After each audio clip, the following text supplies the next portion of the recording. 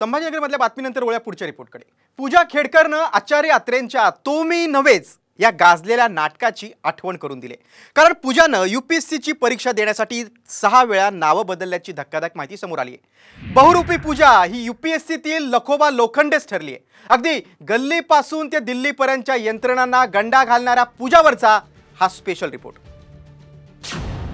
UPSC मधील लखोबा लोखंडे,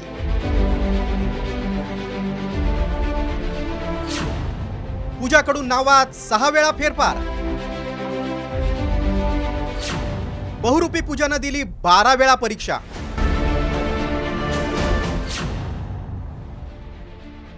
प्रशिक्षणार्थी IS अधिकारी म्हणून पुण्यात रुजू झाल्यानंतर पूजा खेडकरचे एक एक कारनामे उघड होत गेले।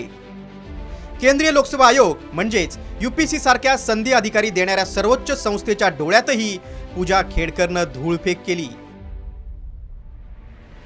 इतर मागासवर्गीय प्रवर्गासाठी यूपीएससी कडून 9 वेळा परीक्षा देण्याची मुभा असते, मात्र पूजानं आपल्या नावात तब्बल 6 वेळा बदल करून 12 वेळा परीक्षा देण्याचा कारनामा केला।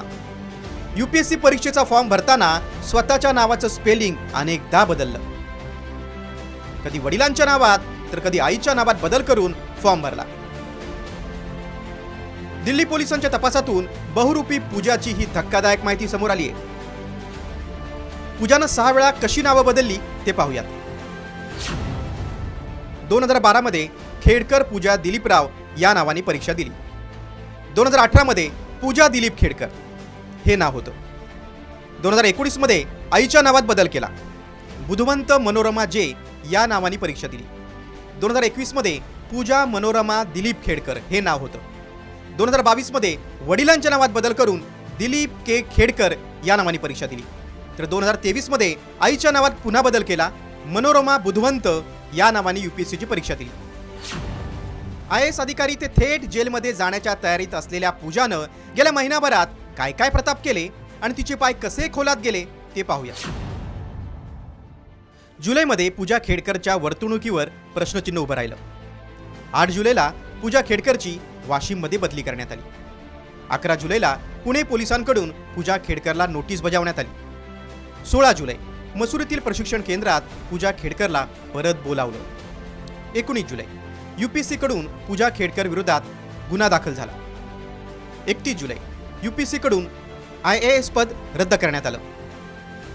1 ऑगस्ट पटियाला हाऊस कोर्टानं अटकपूर्व जामीन फेटाळला।